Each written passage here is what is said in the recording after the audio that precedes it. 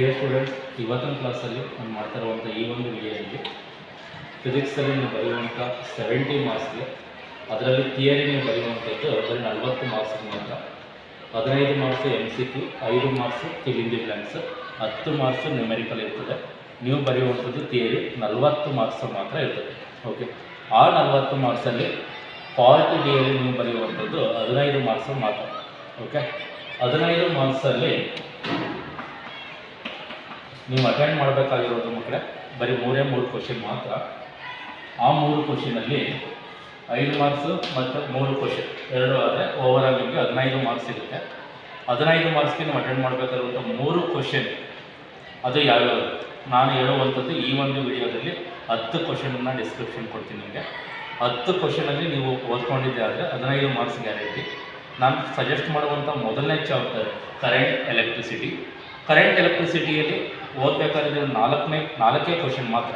ಆ 4 ಕ್ವಶನ್ ಯಾವ್ಯಾವುದು ಸರ್ ಅಂತ ಹೇಳಿದ್ರೆ, ಮೊದಲನೇದು cells in series. Cells in series ಅನ್ನೋದರಲ್ಲಿ ನೀವು 2 ಡೆರಿವೇಷನನ್ನು ಪ್ರೂವ್ ಮಾಡ್ತೀವಿ. ಒಂದು EMF ಆಫ್ ಎ ಸೆಲ್ ಮತ್ತು ಇಂಟರ್ನಲ್ ರೆಸಿಸ್ಟೆನ್ಸ್. ಇಂಟರ್ನಲ್ ರೆಸಿಸ್ಟೆನ್ಸ್ ನಾವು ಸ್ಮಾಲ್ ಲೆಟರ್ R ಇಂದ ಇಂಡಿಕೇಟ್ ಮಾಡ್ತೀವಿ, EMFನ E ಇಂದ ಇಂಡಿಕೇಟ್ ಮಾಡ್ತೀವಿ. ತುಂಬ ಸಿಂಪಲ್ ಡೆರಿವೇಷನ್ ಇದು. ಸಿಂಪಲ್ ಮಕ್ಕಳೇ, 2 ಸೆಲ್ಸನ್ನು ಬರಿತೀವಿ, ಎಂಡ್ ಟು ಎಂಡ್ ಕನೆಕ್ಷನ್ ಕೊಡ್ತೀವಿ. ಸೀರೀಸ್ ಅಂತಂದರೆ ಆ 2 ಸೆಲ್ ಅಂದರೆ ಏನಿಲ್ಲ, ಒಂದು ಪಾಸಿಟಿವ್ ಮತ್ತು ಒಂದು ನೆಗೆಟಿವ್ ಟರ್ಮಿನಲ್ ಅಷ್ಟೇ. ಅವೆರಡು ಟರ್ಮಿನಲ್ಲು ಕೂಡ ಕೊನೆಗೆ ಪೊಟೆನ್ಷಿಯಲ್ ಡಿಫ್ರೆನ್ಸ್ ಬ್ಯಾಟ್ರಿಗೆ ನಾವು ಕನೆಕ್ಟ್ ಮಾಡ್ತೀವಿ. ಅದಕ್ಕೆ ಡೆರಿವೇಷನ್ ಪ್ರೂವ್ ಮಾಡ್ಕೊಂಡು ಹೋದರೆ is nothing but final expression E1 + E2 ಆಗುತ್ತೆ. ಆರ್ ಅಂದರೆ ಏನು sir? Small letter R indicates the internal resistance. Okay, ಅದಕ್ಕೆ ಫೈನಲ್ ಎಕ್ಸ್ಪ್ರೆಷನ್ ಏನು ಬರುತ್ತೆ? R1 + R2. ಇದೊಂದು ಸಿಂಪಲ್ ಡೆರಿವೇಷನ್ ಮಾಡಿದ್ದೆ ಆದರೆ ನಿಮಗೆ 5 ಮಾರ್ಕ್ಸ್ ಸಿಗುತ್ತೆ. ಓಕೆ, ಇದು ಮೊದಲನೇ ಕ್ವಶನ್. ಎರಡನೇ ಕ್ವಶನ್ ಇದರದ್ದು ಫ್ರಂಟ್ ಏನು is nothing but cells in parallel. Series ಕೇಳಿಲ್ಲ ಅಂದರೆ ಪ್ಯಾರಲಲ್ ಕೇಳ್ತಾ ಇರ್ಬೋದು. ಸೆಲ್ಸ್ ಇನ್ ಪ್ಯಾರಲಲ್ ಏನಾಗುತ್ತೆ ಇಸ್ ನಥಿಂಗ್ ಬಟ್ P ಇಂದ ಸಬ್ಸ್ಕ್ರಿಪ್ಟ್ P ಅಲ್ಲಿ ಇಂಡಿಕೇಟ್ ಮಾಡ್ತೀವಿ. ಈ P ಇದರಲ್ಲಿ ಏನು ಮಾಡ್ತೀವಿ? 2 ಸೆಲ್ಸನ್ನು ಪ್ಯಾರಲಲ್ ಕನೆಕ್ಟ್ ಮಾಡ್ತೀವಿ. ಫೈನಲ್ 2 ಪಾಸಿಟಿವ್ ಟರ್ಮಿನಲ್ ಒಂದು ಕಡೆ ಒಂದು ಕಾಮನ್ ಪಾಯಿಂಟ್ಗೆ, 2 ನೆಗೆಟಿವ್ ಟರ್ಮಿನಲ್ ಒಂದು ಕಾಮನ್ ಪಾಯಿಂಟ್ಗೆ ಕನೆಕ್ಟ್ ಮಾಡ್ತೀವಿ. ಈ ಒಂದು ಕಾಂಬಿನೇಷನ್ ಪ್ಯಾರಲಲ್ ಕಾಂಬಿನೇಷನ್ ಅಂತ ಕರಿತೀವಿ.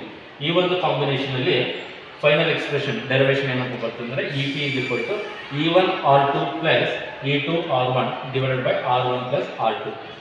ಇದು EMF of cells in parallel. ಇದನ್ನು ಡೆರಿವೇಷನ್ ಮಾಡೋದಕ್ಕಿಂತ ಮುಂಚೆ ನಮಗೆ ಈ ಒಂದು ಎಕ್ಸ್ಪ್ರೆಷನ್ ಸಿಕ್ಕಿರ್ತದೆ. ವಾಟ್ ಇಸ್ ಬೈ R ಅಂದರೆ ಆಲ್ರೆಡಿ ಹೇಳಿದ್ದೀನಿ ನಿಮಗೆ, internal resistance. P is indicated parallel combination R1 R2 / R1 + R2 ಬರ್ತದೆ. ಇದನ್ನು ಸಬ್ಸ್ಟಿಟ್ಯೂಟ್ ಮಾಡಿದ್ರೆ ಇದೊಂದು ಫೈನಲ್ ಎಕ್ಸ್ಪ್ರೆಷನ್. ಇವೆರಡನ್ನು ನಾವು ಪ್ರೂವ್ ಮಾಡಿದ್ದರೆ 5 ಮಾರ್ಕ್ಸ್ ಸಿಗುತ್ತೆ. Cells in parallel 2 derivation. Third one derivation ಯಾವುದು ಸರ್? ಇದನ್ನು ಆಲ್ರೆಡಿ ನಿಮ್ಮ ಕ್ಲಾಸಲ್ಲೂ ಕೂಡ ಚೆನ್ನಾಗಿ ಹೇಳ್ಕೊಟ್ಟಿರ್ತಾರೆ. ತುಂಬ ಇಂಪಾರ್ಟೆಂಟ್ ಕ್ವಶನ್. 2025 ಅಲ್ಲೂ ಕೂಡ ಕೇಳಿರುವಂಥ ಒಂದು ಕ್ವಶನ್ ಇದು ಬೋರ್ಡ್ ಎಕ್ಸಾಮಲ್ಲಿ, ಎಕ್ಸಾಮ್ 1ನಲ್ಲಿ. Deriving balancing condition of Wheatstone bridge by using an Kirchhoff's laws. Okay, balancing condition ಅಂದರೆ ಏನು? ಈ ವೀಟ್ಸ್ಟೋನ್ ಬ್ರಿಡ್ಜ್ ಇದರಲ್ಲಿ 4 ರೆಸಿಸ್ಟೆನ್ಸನ್ನು ಕ್ವಾಡ್ರಿಲ್ಯಾಟರಲ್ ಟೈಪಲ್ಲಿ ಕನೆಕ್ಷನ್ ಮಾಡಿರ್ತೀವಿ. ಫೈನಲಿ ಅದಕ್ಕೆ ಒಂದು ಬ್ಯಾಟ್ರಿ, ಅದರ EMF ಆಫ್ ಸೆಲ್ ಜೊತೆ ಒಂದು ಕೀನ ಕನೆಕ್ಟ್ ಮಾಡಿರ್ತೀವಿ. ಇದಕ್ಕೆ ನಾವು ಕಿರ್ಚಾಫ್ಸ್ ಲೂಪ್ ರೂಲು ಮತ್ತು ಕರೆಂಟ್ ರೂಲು ಎರಡನ್ನೂ ಕೂಡ ನಾವು ಅಪ್ಲೈ ಮಾಡಿ ಡೆರಿವೇಷನ್ ಪ್ರೂವ್ ಮಾಡ್ತಾ ಹೋಗ್ತೀವಿ. ಈ ಒಂದು ಫೈನಲ್ ಎಕ್ಸ್ಪ್ರೆಷನ್ ಬರ್ತದೆ ನಿಮಗೆ P/Q = R/S. ಸರ್ PQRS ಅಂದರೆ ಏನು ಅಂದರೆ ಇವು ಏನಪ್ಪ ಅಂತಂದರೆ resistance are connected in the bridge. Okay, Wheatstone ಬ್ರಿಡ್ಜಲ್ಲಿ ಕನೆಕ್ಟ್ ಆಗಿರುವಂಥ ಈ ಒಂದು ರೆಸಿಸ್ಟೆನ್ಸ್ಗಳು. ಸಮ್ ಕಾಲೇಜಲ್ಲಿ ಏನು ಮಾಡಿರ್ತಾರೆ? R1 R2 R3 R4 ಅದು ಕೂಡ ಹಾಕೊಂಡು ಮಾಡಿರ್ತಾರೆ. ಬಟ್ ಎರಡೂ ಕೂಡ ಕರೆಕ್ಟ್ ಮೆಥಡ್. ಎಕ್ಸಾಮಲ್ಲಿ ಯಾವುದನ್ನು ಬರೆದ್ರೂ ಕೂಡ ನಿಮಗೆ ಔಟ್ ಆಫ್ ಮಾರ್ಕ್ಸ್ ಸಿಗುತ್ತೆ, 5 ಮಾರ್ಕ್ಸ್ ಸಿಗುತ್ತೆ. ಬಟ್ ನೀವು ಡಯಾಗ್ರಾಮಲ್ಲಿ ತೋರಿಸಿರ್ಬೇಕಾದ್ರೆ R1 R2 R3 R4 ತಗೊಂಡಿದ್ರೆ ಅದನ್ನು ಹಾಕ್ಬೋದು, PQRS ಅಂತ ತಗೊಂಡಿದ್ರೆ ಅದನ್ನು ಬೇಕಾದ್ರೂ ಕೂಡ ಹಾಕ್ಬೋದು. ಬಟ್ ಫೈನಲಿ ಬರೀಬೇಕು, ನೀವೇನನ್ನ ಕನ್ಸಿಡರ್ ಮಾಡಿದ್ದೀರಿ ಅದನ್ನು ಬರೀಬೇಕಾಗುತ್ತೆ. ಬ್ಯಾಲೆನ್ಸಿಂಗ್ ಕಂಡೀಷನ್ ವೀಟ್ಸ್ಟೋನ್ ಬ್ರಿಡ್ಜ್ ಇದಕ್ಕೆ 5 ಮಾರ್ಕ್ಸ್ ಸಿಗುತ್ತೆ. ಲಾಸ್ಟ್ ಕ್ವಶನ್ ನೀವು ಓದಬೇಕಾದ್ರೆ ಈ ಒಂದು ಚಾಪ್ಟರ್ಲಿ 5 ಮಾರ್ಕ್ಸ್ಗೆ is nothing but derive an expression for conductivity of the material of the wire and the relaxation time. Relation ಅಂತ ನಾವು ಕೇಳ್ಬೋದು. ಅದರಲ್ಲಿ ಡೈರೆಕ್ಟಾಗಿ derive an expression for sigma = N E² τ / M ಅಂತ ಕೂಡ ಕೇಳ್ಬೋದು.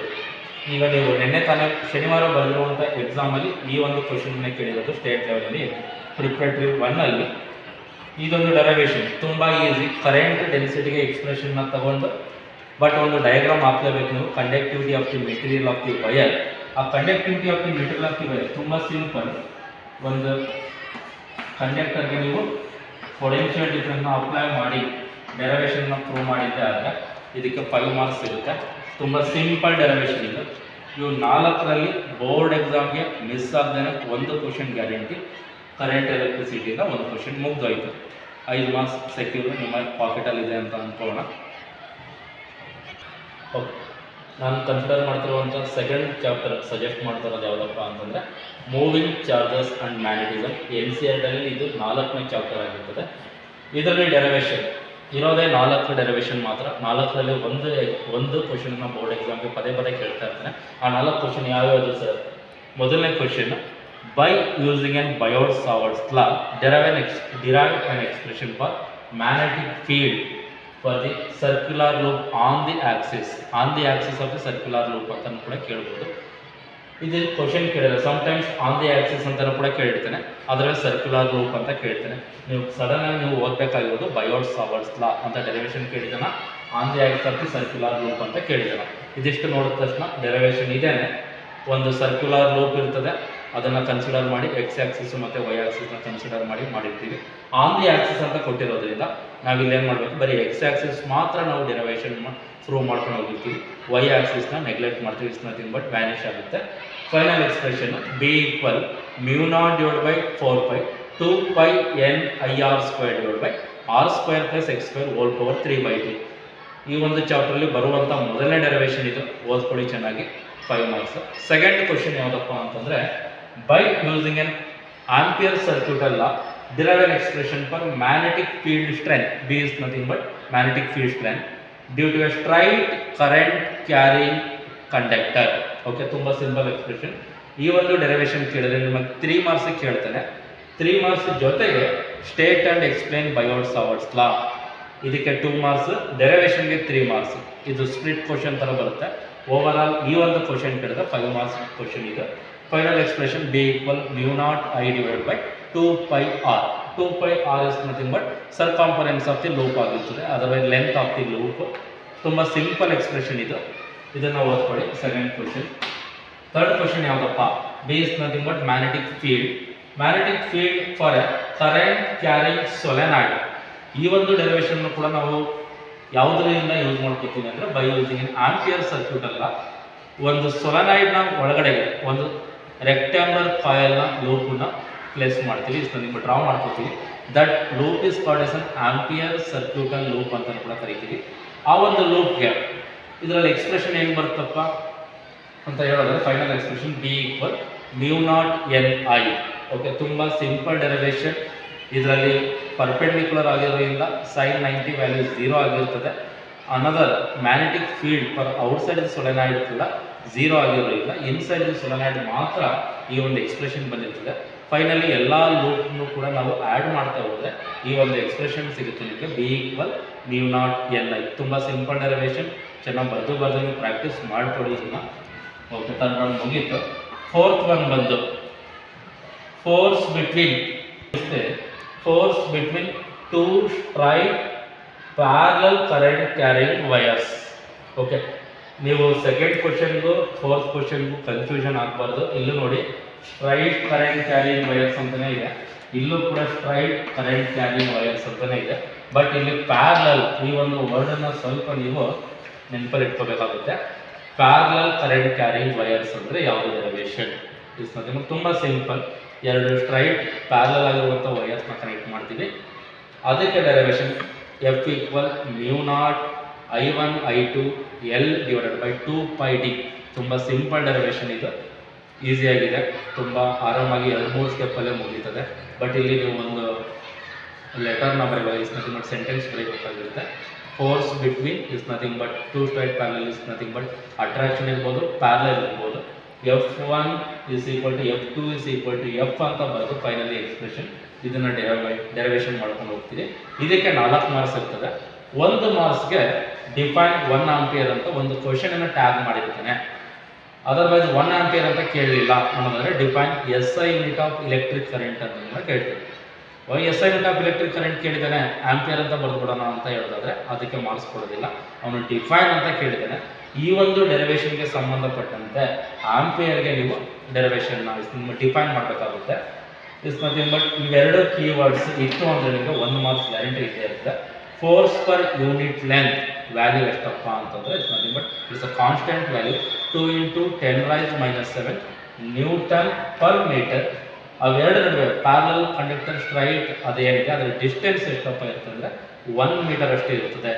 ಅದನ್ನು ಸೆಂಟೆನ್ಸ್ ಮುಖಾಂತರ ಒಂದು ಸೆಂಟೆನ್ಸಲ್ಲಿ ಬರೀರಿ, ಮಾರ್ಕ್ಸ್ ಕೊಟ್ಟೇ ಕೊಡ್ತಾರೆ. ಬಟ್ ಇವೆರಡು ಕೀ ಪಾಯಿಂಟ್ಸ್ಗಳು ಕೂಡ ನೀವು ಏನು ಮಿಸ್ ಮಾಡೋ ಹಾಗೆ ಇಲ್ಲ. ಇದಿಷ್ಟೇ ಇತ್ತು ಅಂತಂದರೆ 1 ಮಾರ್ಕ್ಸ್ ಗ್ಯಾರಂಟಿ.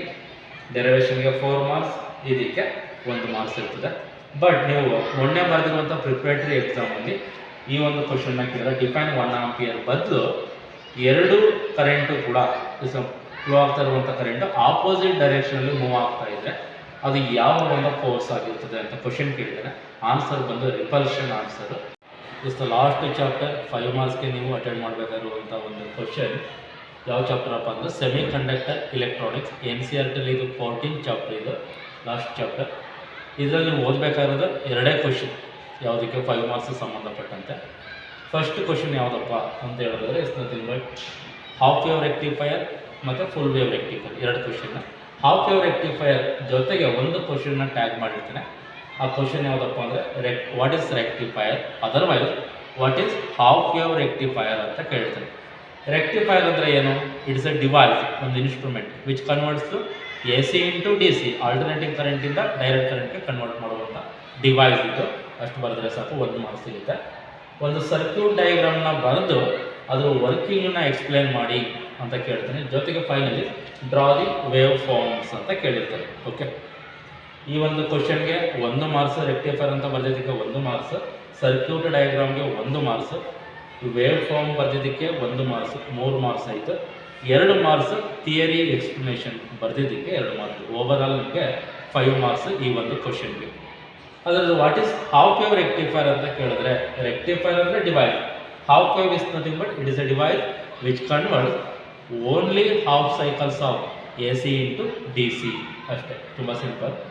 ಸರ್ಕ್ಯೂಟ್ ಡಯಾಗ್ರಾಮ್ ಏನೇನಿದೆ ನೋಡ್ಕೊಂಡ್ಬಿಡೋಣ. ಇಸ್ ನಥಿಂಗ್ ಬಟ್ ಇಲ್ಲಿ ಸ್ಟೆಪ್ ಡೌನ್ ಟ್ರಾನ್ಸ್ಫಾರ್ಮರ್ನ ಯೂಸ್ ಮಾಡಿದ್ವಿ. T indicates the transformer. Diode ಇದೆ, it's circuit symbol of the diode. P type ಮತ್ತು N type semiconductor. RL is nothing but load resistance. Okay, it's a input voltage, finally output voltage. It's a circuit diagram of an half wave rectifier. ಇದನ್ನು explanation ಮಾಡಿ current I flow ಆಗುತ್ತೆ, forward bias ಇದ್ದಾಗ ಏನಾಗುತ್ತೆ current flow ಆಗುತ್ತೆ, reverse bias ಇದ್ದಾಗ current flow ಆಗೋದಿಲ್ಲ ಅಂತ ಒಂದೇ ಒಂದು 2-3 ಲೈನಲ್ಲಿ ನೀವು ಬರೆದಿದ್ದೆ ಆದರೆ ಅದಕ್ಕೆ 2 ಮಾರ್ಕ್ಸ್ ಸಿಗುತ್ತೆ. ಈ ಕಡೆ ಬರೋಣ. ಇಸ್ಕೊಂಡಿ ವೇವ್ ಫಾರ್ಮ್ ಅಂತ ಬಂದಾಗ ನಾವು ನೋಡೋದು ಎರಡೇ ಮಕ್ಕಳೇ. ಎಕ್ಸ್ ಆ್ಯಕ್ಸಲ್ಲಿ ಟೈಮ್ ಇದೆಯಾ, ನಥಿಂಗ್ ಬಟ್ ಈ ಕಡೆ ಇನ್ಪುಟ್ ವೋಲ್ಟೇಜ್ ಮತ್ತು ಔಟ್ಪುಟ್ ವೋಲ್ಟೇಜ್, ಇವೆರಡರಲ್ಲಿ ಯಾವುದಾದ್ರು ಒಂದು ಬರಲಿಲ್ಲ ಅಂತಂದ್ರೆ ನಿಮಗೆ ಮಾರ್ಕ್ಸ್ ಕಟ್ ಆಗುತ್ತೆ. Input voltage time, output voltage time. Input ವೋಲ್ಟೇಜಲ್ಲಿ ನಾವು ಪಾಸಿಟಿವ್ ಹಾಫ್ ಸೈಕಲ್ಲು ಮತ್ತು ನೆಗೆಟಿವ್ ಹಾಫ್ ಸೈಕಲ್ಸ್ ಎರಡನ್ನೂ ಕೊಟ್ಟು ನೋಡ್ತೀವಿ. ಬಟ್ ಔಟ್ಪುಟ್ಟಲ್ಲಿ ನಮಗೆ ಸಿಗುವಂಥದ್ದು ಓನ್ಲಿ ಪಾಸಿಟಿವ್ ಹಾಫ್ ಸೈಕಲ್ಸ್ ಮಾತ್ರ ಸಿಗುತ್ತೆ. ಅದಕ್ಕೋಸ್ಕರ ಒಂದು ಪಾಸಿಟಿವ್ ಬರಿತೀವಿ, ಸೆಕೆಂಡ್ ಒನ್ ಹಾಗೆ ಬ್ಲ್ಯಾಂಕ್ ಬಿಡ್ತೀವಿ, ಥರ್ಡ್ ಒನ್ ಬರಿತೀವಿ, ಫೋರ್ತ್ ಒನ್ ಹಾಗೆ ಬ್ಲ್ಯಾಂಕ್ ಬಿಡ್ಕೊತಾ ಹೋಗ್ತೀವಿ. ಓಕೆ, ಇದು ಒಂದು ಆಲ್ಟರ್ನೇಟ್ ಆಗಿ ಹೋಗ್ತಾ ಇರ್ತದೆ. ಇದೊಂದು ಕ್ವಶನ್ ಮುಗೀತು. ಸೆಕೆಂಡ್ ಕ್ವಶನ್ ಯಾವುದಪ್ಪ ಅಂತಂದರೆ ವಾಟ್ ಈಸ್ ರೆಕ್ಟಿಫಿಕೇಷನ್ ಅಂತ ಕೇಳ್ಬೋದು.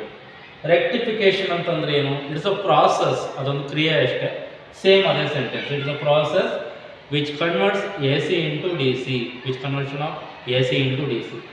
Rectification is a process, rectifier is a device.